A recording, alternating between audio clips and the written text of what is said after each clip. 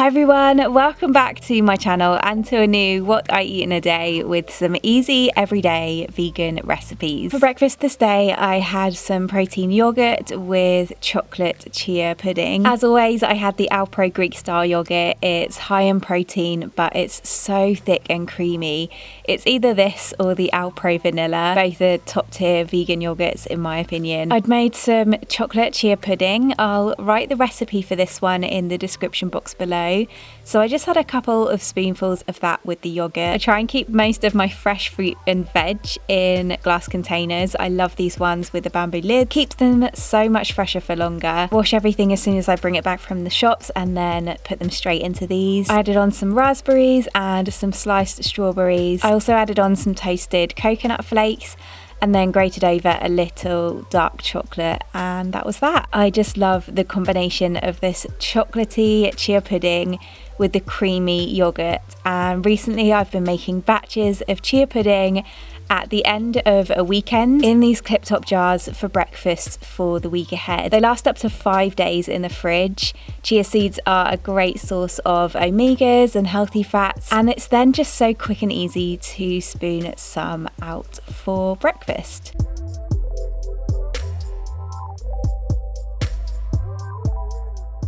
For lunch, I made this very elaborate sandwich with harissa tempeh and whipped feta. I boiled a block of tempeh for 10 minutes. I always do this. It changes the texture for the better and also helps take away that slightly bitter taste that tempeh can have. Once it had cooled down, I then just sliced it into 5 pieces, heated some olive oil in a non-stick pan, then I placed in the tempeh. I fried them off on each side until golden and crispy, and then I took some harissa relish. Harissa is basically like a garlicky chili paste with herbs and spices. Roughly brushed each piece of tempeh with the harissa on one side and then turned them over to cook and to brush on the other side. Left them to cook until nicely browned on both sides.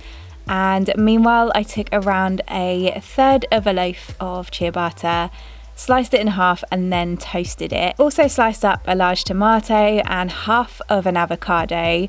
And then once the ciabatta was toasted, I spread on some of my whipped vegan feta, just on one half. I'll link the recipe to this in the description box below the video. I used 4 of the pieces of tempeh, snacked on the other piece while I was making my sandwich, laid on the tomato and the avocado, and then I sprinkled over some roasted garlic sea salt.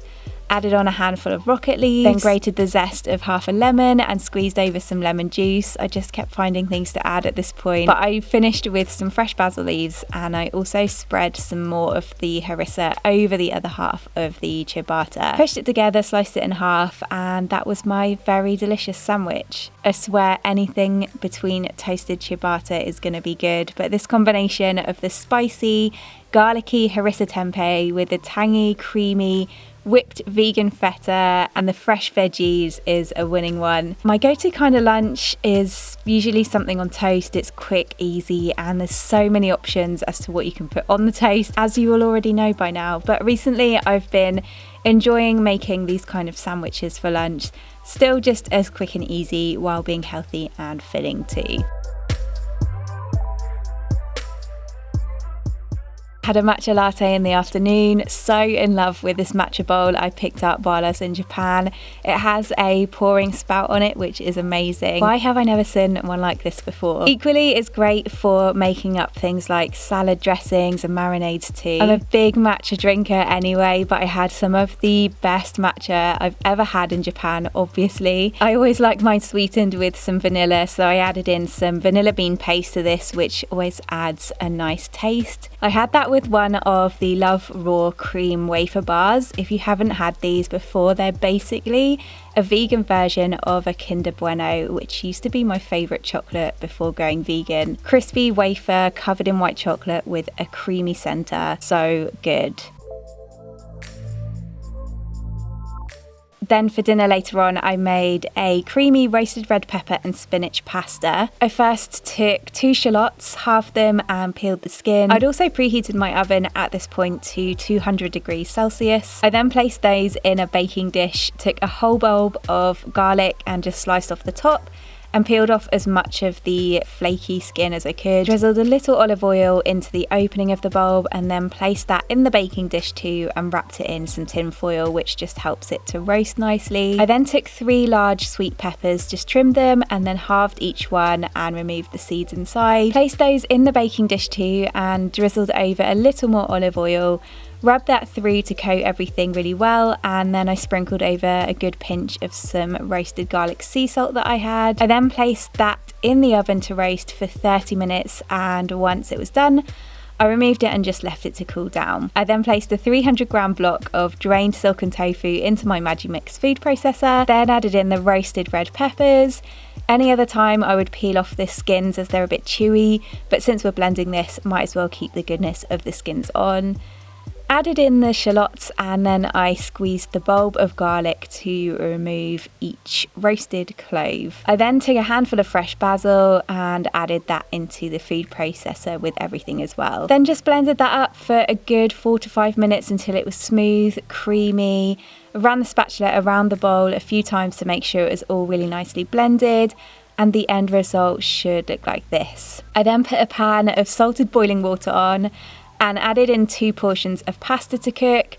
Cooked it until it was just al dente, and then I reserved 1/3 of a cup of the pasta water, then drained off the pasta and added in the roasted red pepper sauce to the pan, along with the reserved pasta water, and I then just stirred that to combine and to thin out the sauce a little more. I then added in the cooked pasta together with a large handful of fresh spinach leaves, and I just mixed that through and continued cooking until the spinach began to wilt down. Once the spinach had cooked right down, I then added in the zest of around half a lemon and squeezed in the juice of half, and then I sprinkled in half a teaspoon of dried chili flakes. Alternatively, I'll sometimes add in chili puree when I first add the sauce to the pan. I then seasoned well with some more roasted garlic sea salt and loads of black pepper until it all came together nicely. Served that up.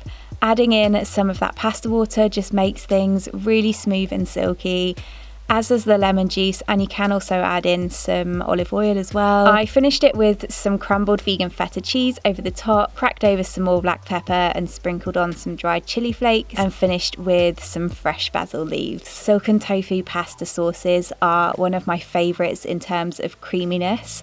Keeps it high protein too, but you can switch up the flavours of the vegetables and whatever you want to add to it. I much prefer it to cashew based pasta sauces, which I honestly find too rich, heavy and a little bit sickly. Turns out so good every time. Just gonna leave this clip here. This works in the same way as cashews in terms of a creamy consistency, but tofu takes on any flavour you add to the sauce, and the whole roasted bulb of garlic adds to the creaminess of this too. Once roasted, the pungent flavour of garlic goes away, and instead you have this delicious, subtle roasted garlic flavour. We had that with a big salad. I'd made a sweet harissa dressing to go with it, and it was all just so good.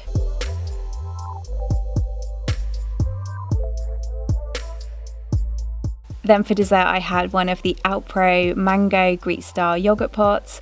I love these and I mention them all the time. The yogurt is so thick and creamy, and then there's a mango compote at the bottom. I added on some blueberries and raspberries, and that's everything I ate this day. I hope you all enjoyed this video. As always, the recipes are written in the description box. Thank you so much for watching, and I will see you again very soon. Bye!